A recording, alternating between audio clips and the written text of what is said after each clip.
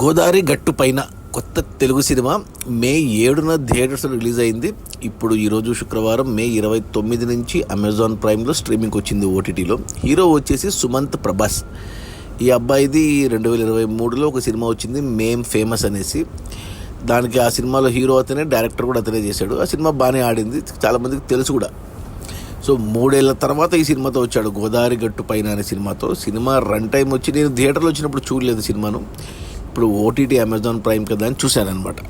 Cinema run time 2.5 గంటలు ఉంది. Cinema స్టార్టింగ్లో మనకు తండ్రి కూతుళ్ళది ఏదో ఎమోషన్ బాండింగ్ అన్నట్టు కొద్దిగా చూపించారు. ఆ తర్వాత టైటిల్స్, ఆ తర్వాత సినిమా మొదలైంది. ప్రజెంట్ టైంలోనే జరిగినట్టు చూపించారు. మన గోదావరి జిల్లాలో, అంటే సినిమా టైటిల్ గోదావరి గట్టుపైన కాబట్టి అక్కడ మన హీరో ఇంట్రడక్షను, హీరోతో పాటు హీరో ఫ్రెండ్స్ గ్యాంగ్లో మన రాజా కసిరెడ్డి అండ్ నెల్లూరు సుదర్శన్ ఉన్నారు, కొంతమంది ఉన్నారు. ప్లస్ అలాగే ప్యారలల్గా హీరో ఫ్యామిలీని చూపిస్తారు.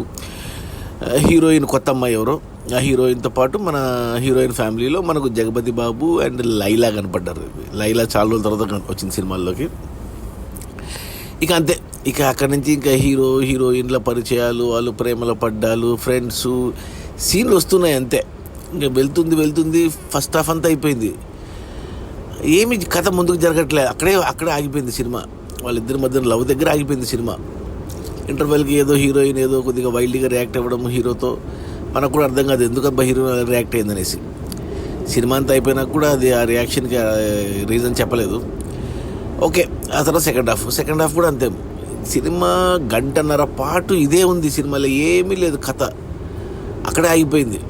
Hero family, heroine family, hero friends, heroine మధ్యన ప్రేమ, అంతే. 1.5 గంటల తర్వాత చిన్న కదలిక వచ్చింది సినిమాలో. అక్కడ కొద్దిగా పోలీస్ కేసు లాగా చూపించారు. అక్కడ మన హర్షవర్ధన్ క్యారెక్టర్తో ఓవర్ యాక్షన్ చేశారు హర్షవర్ధన్. అక్కడ తర్వాత చూస్తే సినిమాకు దానికి సంబంధం లేదు కదా, ఏంది డిఫరెంట్ టర్న్ తీసుకుని అనుకున్నాను. అది పక్కన పెట్టేశారు. ఏమంటే అక్కడి నుంచి 1.5 గంటల తర్వాత లాస్ట్ గంటలో సినిమాలో కొద్దిగా కదలిక ఉంది, అంటే కథ ముందుకు వెళ్ళింది అక్కడి నుంచి. అంటే సీన్లు వచ్చే కొద్దిగా కథలో ట్విస్టులు టర్నులు మారుతూ ఉందన్నమాట. అలా సినిమా అంతా అయిపోయాక చూస్తే 2.5 గంటల సినిమాలో ఏముంది సినిమాలో అనిపించింది నాకు. ఏం తీయాలనుకున్నారు, ఏం చెప్పాలనుకున్నారు అసలు. ఈ హీరో సుమంత్ ప్రభాసు, అతను డైరెక్టర్ 3 ఏళ్ళు వెయిట్ చేసి ఈ కథను ఎలా ఎంచుకున్నాడు, కొత్త డైరెక్టర్ ఎవరు అతను రాసుకున్నాడు, ఏముంది సినిమాలో అనిపించింది. అంటే ఒక మతాన్ని తీసుకొచ్చాడు, హిందూ మతాన్ని, ముస్లిం మతాన్ని, క్రిస్టియన్ మతాన్ని తీసుకొచ్చాడు. అవసరం లేదు, ఇరికిచ్చాడు. ప్లస్ ఒక సైడు ఫాదర్ డాటర్ బాండింగ్, ఒక సైడు హీరోయిన్ల మధ్య లవ్, అదన్నా బాగా ఎక్స్ప్లోర్ చేశారంటే అది లేదు. అసలు జగపతి బాబు ఎందుకు ఒప్పుకున్నాడు ఈ క్యారెక్టర్కి అనేది నాకు అర్థం కావట్లేదు. ప్లస్ లైలా ఎందుకు కంబ్యాక్ ఈ సినిమా తెచ్చింది, లైలాకి అసలు క్యారెక్టర్ లేదు ఈ సినిమాలో. లైలా బదులు ఎవరున్నా నడిచిపోద్ది. అసలు ఎలా ఉందంటే టేకింగ్ ఒక టీవీ సీరియల్ లాగా ఉంది. ఆ బ్యాక్గ్రౌండ్ పాటలు ఏంటో, డ్యూయట్స్ ఏం లేవులే కానీ బతికిచ్చారు. అసలు ఏంటో, అసలు ఏమన్నా ఈ సినిమాని థియేటర్లో జనాలు ఎలా చూసారో నాకు అర్థం కావట్లేదు. అసలు నా వల్ల అయితే కాలేదు ఈ సినిమా ఓటీటీలో చూడడం కూడా. ఏమంటే కంప్లీట్ చేయాలి కాబట్టి చేశాను అంతే.